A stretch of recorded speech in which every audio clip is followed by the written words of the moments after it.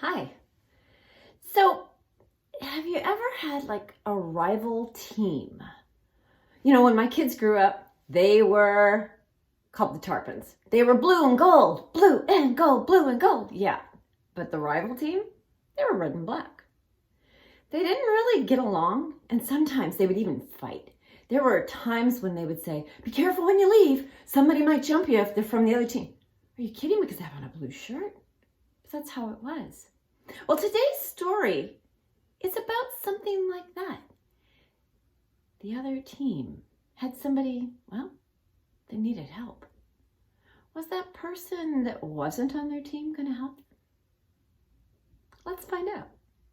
Now, for an amazing story, inspired by the book of Luke, chapter 10, verses 25 through 37. Everywhere Jesus went, crowds of people followed. His popularity made the religious leaders kind of nervous, how he turned their expectations upside down. What is he up to anyway? So they began to look for ways to trip him up. One day, a law expert saw his chance to test Jesus. Teacher, what must I do to inherit eternal life? Jesus turned the question right back on the law expert. What is written in the law? How do you read it? Love the Lord your God with all your heart and with all your soul and with all your strength and with all your mind. And love your neighbor as yourself. You have answered correctly. Do this and you will live. But the law expert wanted to discover the very least he could do to obey the law, so he got tricky.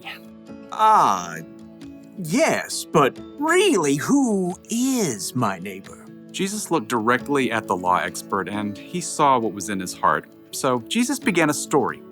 A man was going down from Jerusalem to Jericho. Now, if Jesus were to tell this story today, it might go something like this. There's a man that we'll call Ben, who needed to travel from Jerusalem to Jericho. It was a lonely, rugged road, but he was well prepared. Got my water skin, got my quail jerky, got my snake repellent, got my large number of clinking gold coins. Stick 'em up! Uh-oh, forgot my mace. A band of robbers attacked Ben. They took everything, leaving him half dead by the side of the road. Help! Please! Help me! There was no one to hear. The sun beat down. Shadows shifted as the day wore on. At last, he heard footsteps. Through shimmering heat, he could barely see a man in khakis and a blue button-down shirt. In the beginning, let me Google the Greek word for beginning. That'll make me sound more intelligent. The man was a preacher working on his Sunday sermon. Help me! The preacher spotted Ben lying there in the dust, but he immediately looked down at his phone, pretending not to see. Instead, he crossed to the other side of the street, putting as much space between him and Ben as possible. Please! But the preacher was gone. Ben's throat was dry now. He could barely swallow.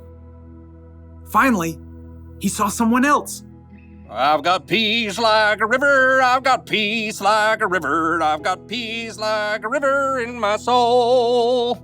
A worship leader was now trekking down the road. He wore skinny jeans, an unnecessary scarf, and AirPods. Help me!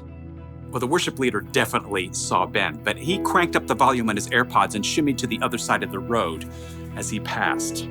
I've got peace like a river, I've got peace like a river, I'm gonna run away. As the man's voice faded away, Ben was left in despair. Shadows lengthened as evening approached. Once again, Ben heard someone coming.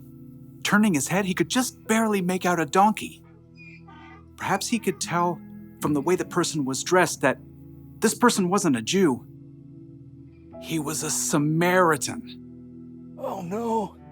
Jews and Samaritans were enemies. Even though the two groups were related, there was a history of bitter conflict between them, and the Samaritans worshiped God in a different way than the Jews did.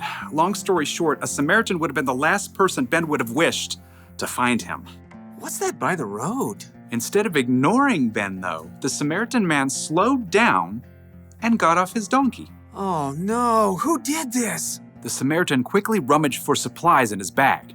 Here, have some water. Those are nasty gashes. I've got oil and wine to clean them out. The Samaritan bandaged Ben's wounds and hefted him onto his own donkey. Steady, steady. Hey, wrap your arms around his neck, like this. By the time darkness fell, the Samaritan brought Ben to an inn where the injured man could recover. Thank you. Thank you. In the morning, the Samaritan gave the innkeeper some money. Please, take care of this man. I'll return and pay you back for any extra expenses. Goodbye. Thank you. When Jesus finished the story, no one said a word. He looked directly at the law expert. Which of these three do you think was a neighbor to the man who fell into the hands of robbers? The law expert fidgeted. To admit that the Samaritan had acted as a true neighbor was to say that everyone is a neighbor, no matter how different they may be. I suppose, in this case, one would have to say, the man who had mercy on him. Go and do likewise. Jesus' story was clear. Love your neighbor as yourself isn't limited to just the people in your neighborhood. Your neighbor means anyone who needs you to show them God's love.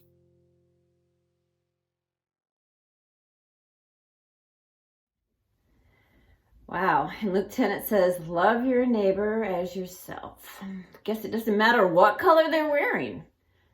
I guess the blue and gold team needed to still love the red and black team. So I guess if we have somebody that's not really our friend and they need us, we still need to love them. And we need to care for them. It's pretty amazing the way the Samaritan took care of the man on the side of the road. He didn't just care for him, but he made sure it was paid for. He went the extra mile. Ha! Seems like I've heard that before. So, what can we do to make sure we love our neighbors?